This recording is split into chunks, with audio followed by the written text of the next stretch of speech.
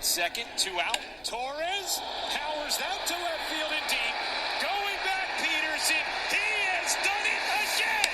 This is absolutely absurd. His 13th of the year against Baltimore, and I can only imagine what Gary Thorne is saying. You got to put 4 fingers up when Torres comes to the plate, because when he comes around third, it's too late.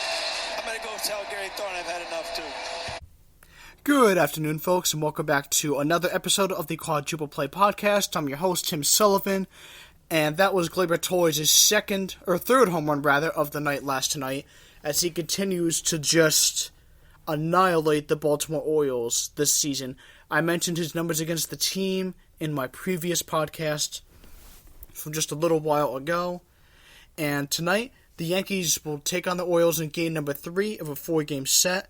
Domingo Germán is on the mound against John Means. And Domingo Germán's past 3 starts have been okay. His ERA is .415.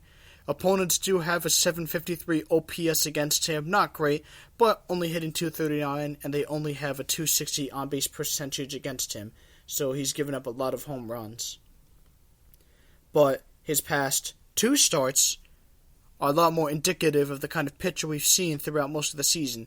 His past 2 starts, 3.75 ERA and 275 on-base percentage against him. And we also have the Yankees lineup here for you, courtesy of Brian Hoke, beat writer for the Yankees.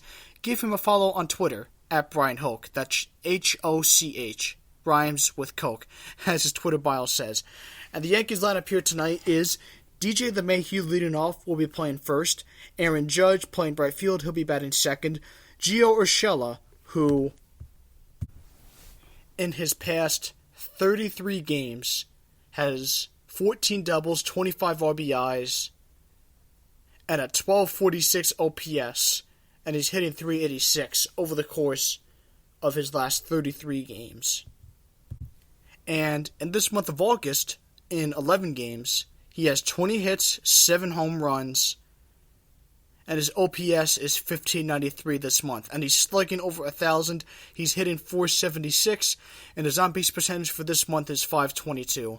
I mean, and we are at just about the midway point through August, not quite.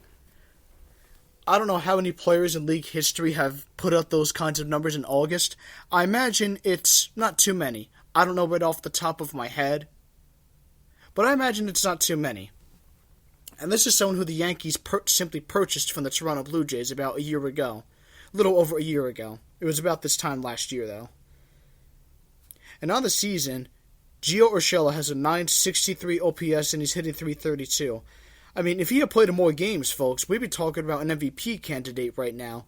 But he just simply hasn't played in enough games this season. It's just, I mean, those numbers are just absurd. But, at any rate, we had Urshela batting third. Gary Sanchez DHing tonight. He'll be batting cleanup.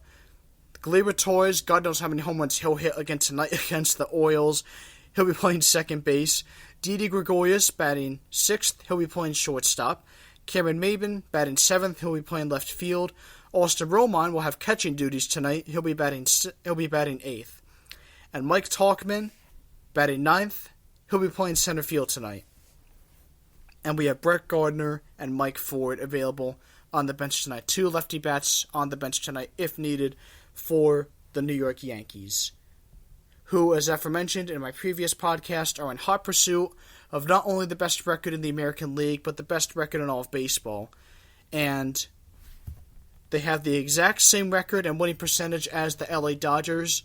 They are both 79-41 on the year, and it's neck and neck between the Yankees, Dodgers, and Astros right now for supremacy in the playoffs as far as home field advantage goes. Something that would serve the Yankees quite well this postseason. Especially because over the past 2 years, or rather going back through 2017 and last year,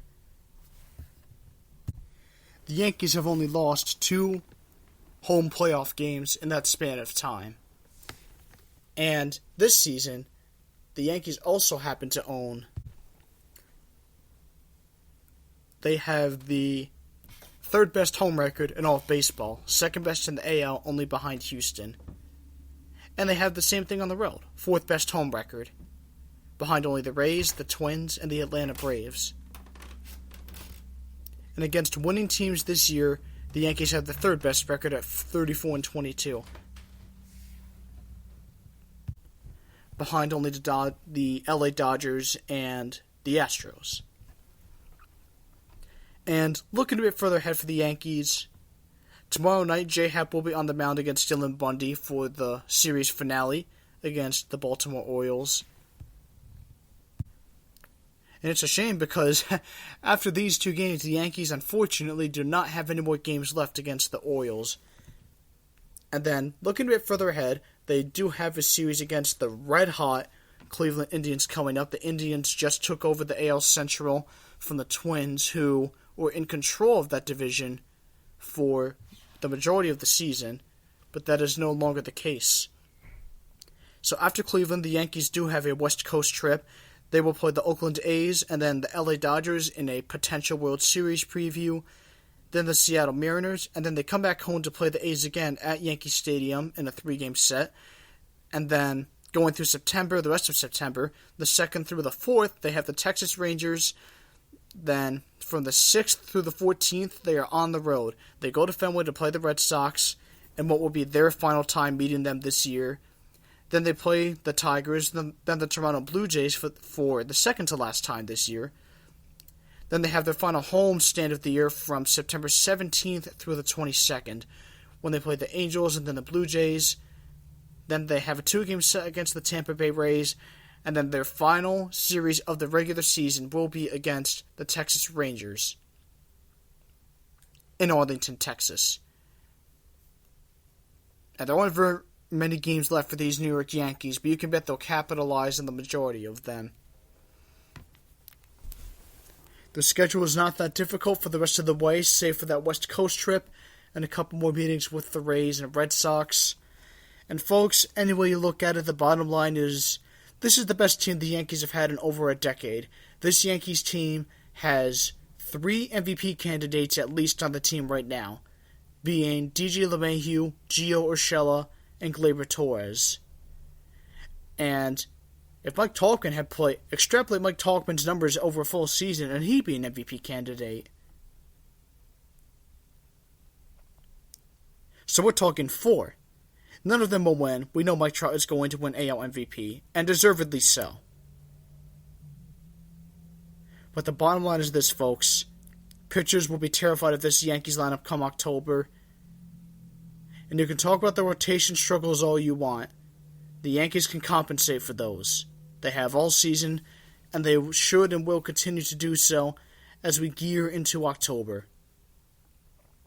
And folks, that was just my little tidbit for the New York Yankees for this afternoon/evening. Enjoy the game tonight, and I'll see you folks in a couple more days. Thank you for listening.